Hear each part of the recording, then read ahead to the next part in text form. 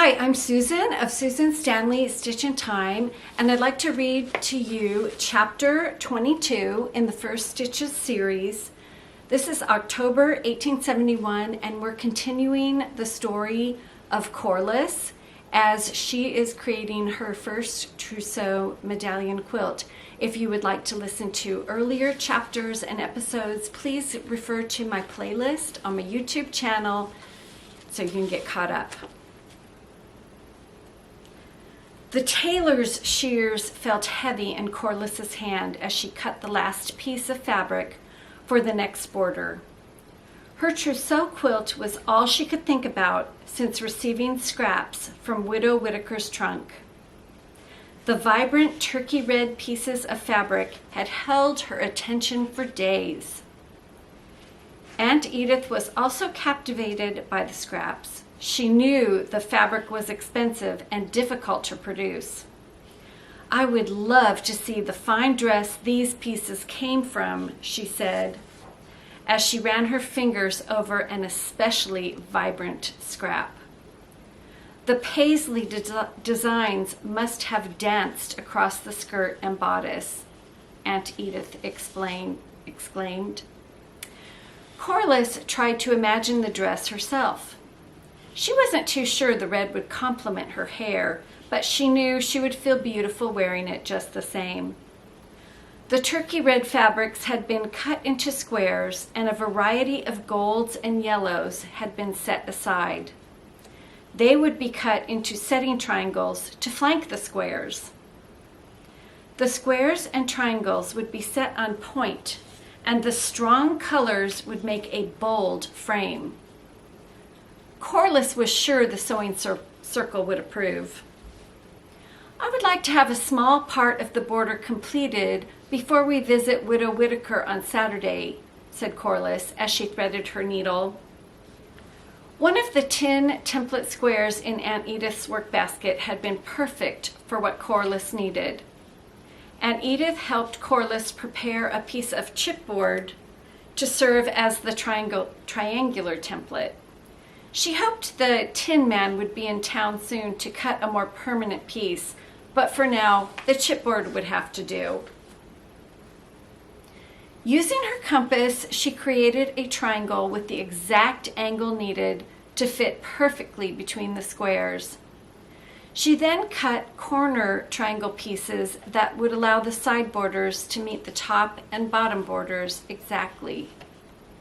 She had seen medallion quilts, or as they call them in Europe, frame quilts, where this had not been done.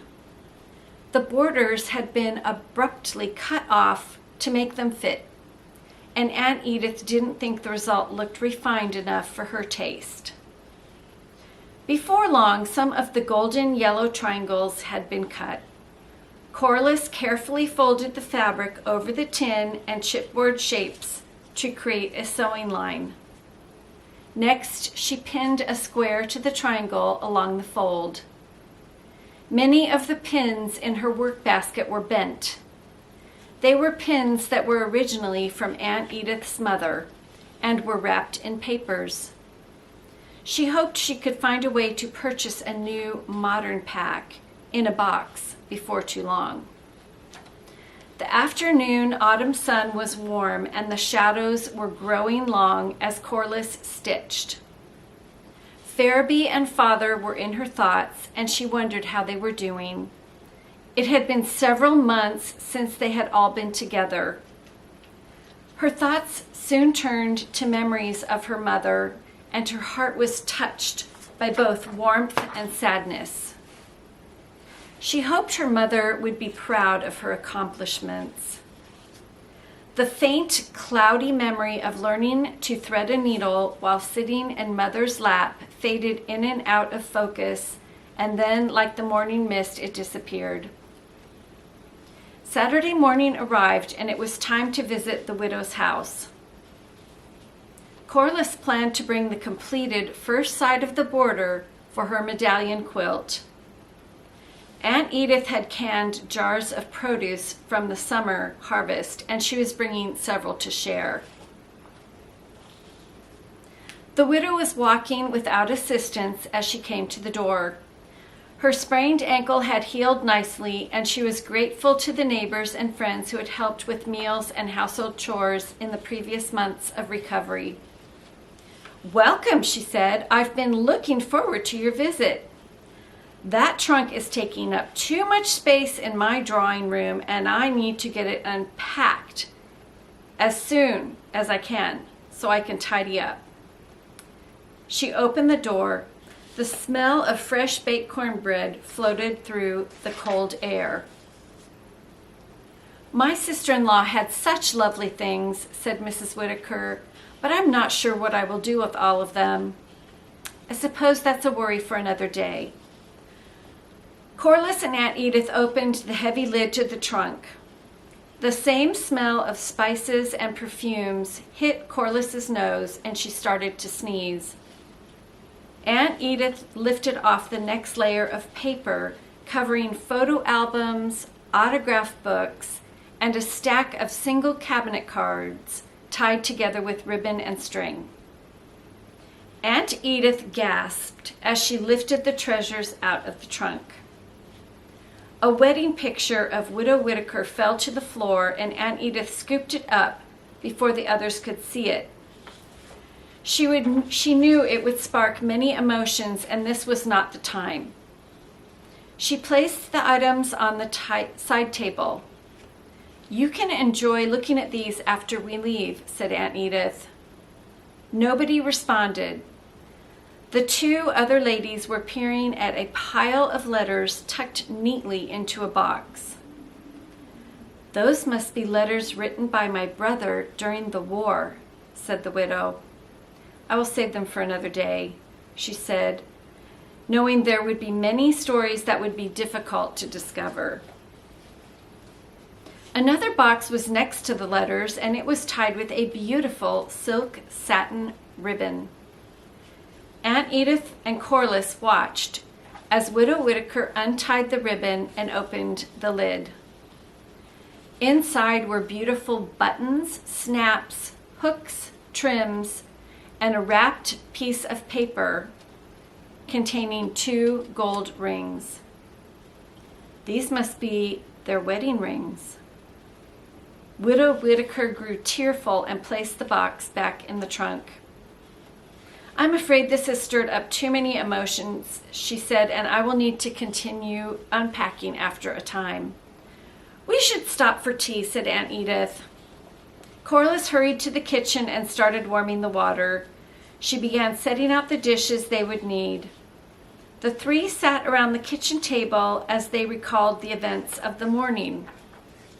Corliss pulled out the first side of the next border for her trousseau quilt. Widow Whitaker smiled as she complimented Corliss on her work. "It is a joy to see you growing in your sewing skills, Corliss," said Widow Whitaker. "Your trousseau quilt is becoming a gorgeous piece, and you will treasure it for years to come. I hope you will join me again to continue unpacking. I will be hosting a harvest party for the neighborhood children in a few weeks, and I would be delighted to have the trunk emptied and moved into the shed for the event," said the widow. Corliss remembered last year's gathering and bobbing for apples. Aunt Edith and Widow Whitaker exchanged stories and gossip. The news of the fire in Chicago had reached the local paper, and everyone who heard the details felt devastated by the event.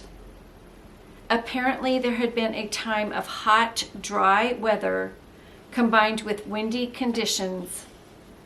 The wooden structures that were so prevalent in the city led to the fire's rapid spread and the destruction of much of central Chicago. There were mixed stories as to how the fire began, but it seemed that it stemmed from the O'Leary's barn on Tacovin Street and involved a lantern. Many folks were blaming Mrs. O'Leary's cow. Others stated that the men who were gambling in the barn accidentally knocked over the lantern and started the blaze. The fire had spread in a balloon flame and burned from October 8th to the 10th. Neighboring communities came to offer assistance, and more help was needed. "Such a tragedy," exclaimed Widow Whitaker. "We will need to send some quilts to the families who have lost their homes," said Aunt Edith. "I will let the sewing circle know so we can get started right away." None of the other news seemed quite as dramatic after that. Corliss cleared the table and set the dishes in the dry sink. Aunt Edith assured Mrs. Whitaker that she would be back to help next week, and Corliss planned to have the remaining borders completed and attached to the quilt before she returned. She thought about inviting Sarah Jane over to Aunt Edith's house to help her get the work done. The ladies said their goodbyes, and Corliss and Aunt Edith started their walk home. The ladies said their goodbyes, and Corliss and Aunt Edith started their walk home. The air was crisp, and the smell of smoke from nearby fireplaces filled the air. Corliss was sure she never wanted to be anywhere near a barn with a lantern, and hoped that the quilts for the families in Chicago would ease their pain. Thank you for joining me for that chapter, and if you're interested in working on the project, it's still available and you can get started on creating your own trousseau quilt. Please visit my website and I'll link the information below. Thank you for joining me today. Make time for stitching.